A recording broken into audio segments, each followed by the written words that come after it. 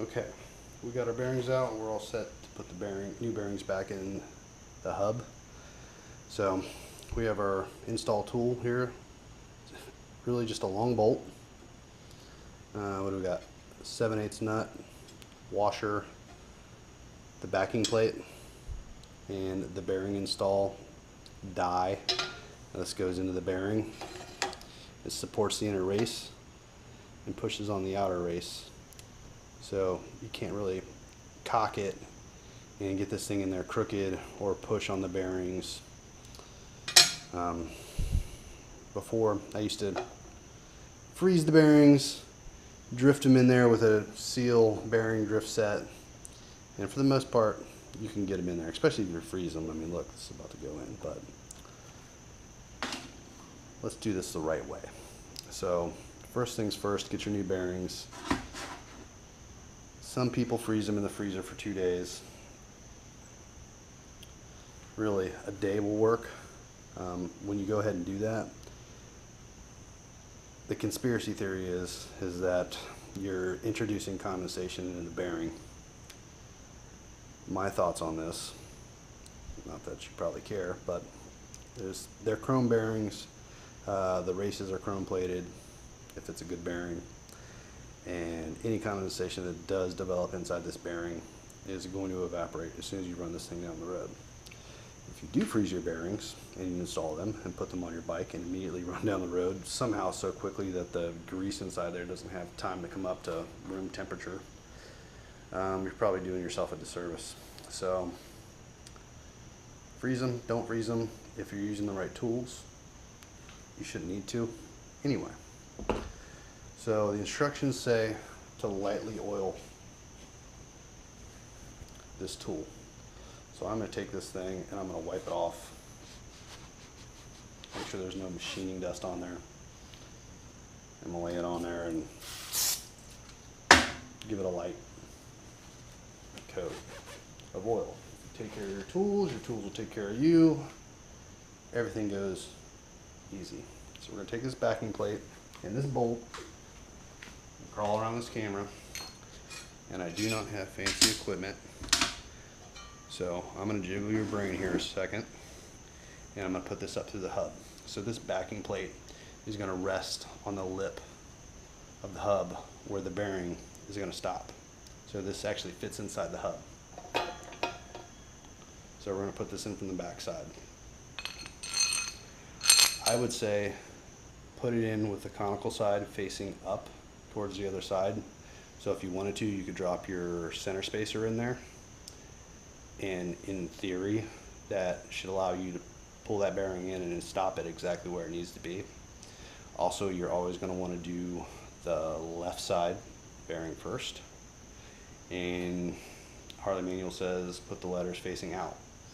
Almost every bearing I've ever put in has letters on both sides. So I don't worry about it. If you have an ABS bike, you have more money than I do, and your bike's probably at a shop. So I'm going to jiggle your brain, and I'm going to put this up through the hub.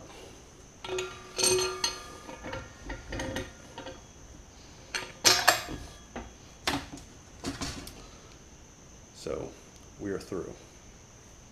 Next thing I'm going to do is I could put the center hub in there, but we're going to do this by the books this time. I've gone ahead, put anti-seize on there. And I'm going to get this thing centered. And this thing's been in the freezer for a day.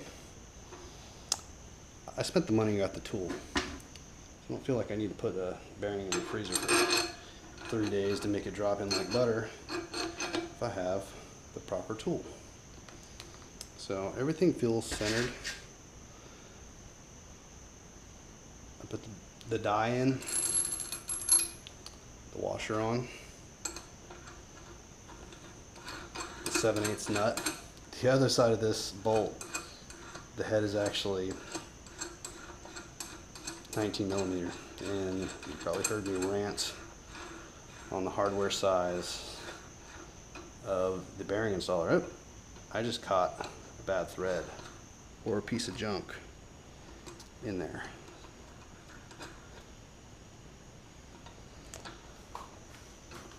Alright, let's see here.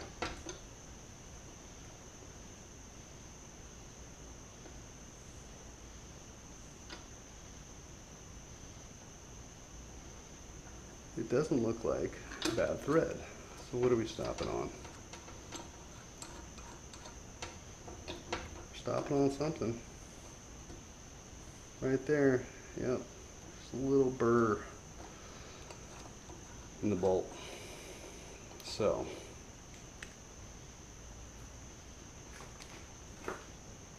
you could get out a thread chaser if you had one. I guarantee the majority of the people that are going to be doing this do not have one. So I'm going to do what you would do, and I'm going to tighten this thing down past that little burr. But record state that I was cautious, and I did check it.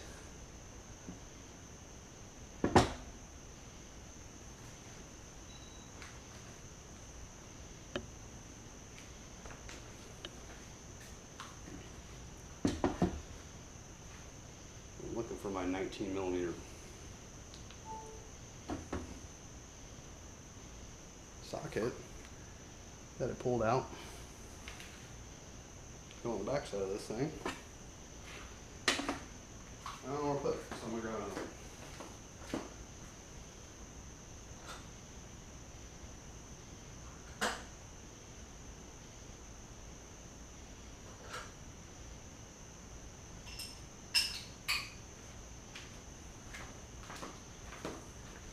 one. Alright, so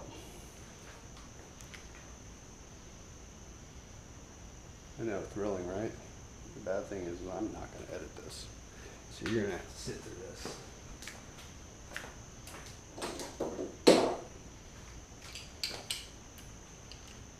Alright, 19mm is going up through the hub.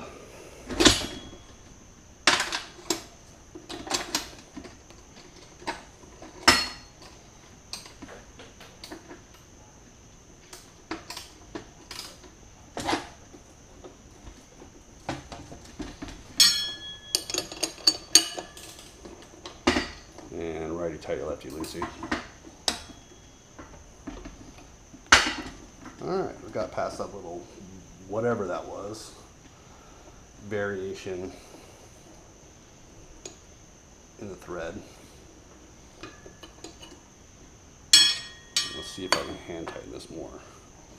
Yeah. Alright, so we're tightened up. And I'm going to inspect this thing and make sure it starts easily, but look, that thing is already going in. And if you look, it's a little bit cocked.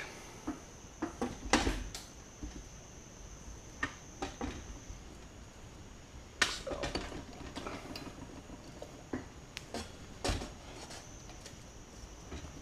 just give it a little nudge there. You can definitely probably warp your rotor doing that, but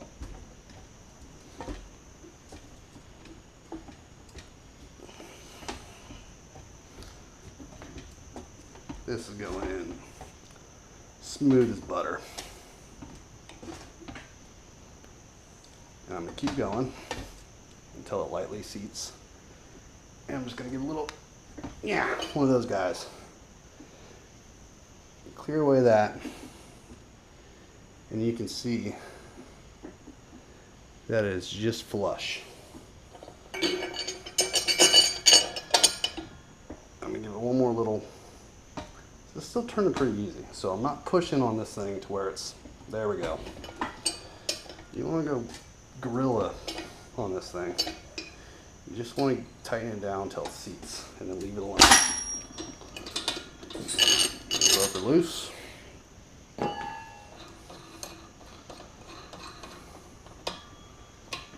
I'm back on that bad spot in the threads. So that's another thing I need to email Posse about, but after I put the other side in, it's probably going to be okay. It's just not to the point where you can hand loosen it or hand tighten it. So the other side is going to go just as easy. And I spent 70 some odd dollars on this tool, and I spent $27 on bearings. I got it in 2 days from Amazon. That's another good way to mess up threads on that bolt. So there you have it. One installed bearing, one to go, and $200 to $300 saved.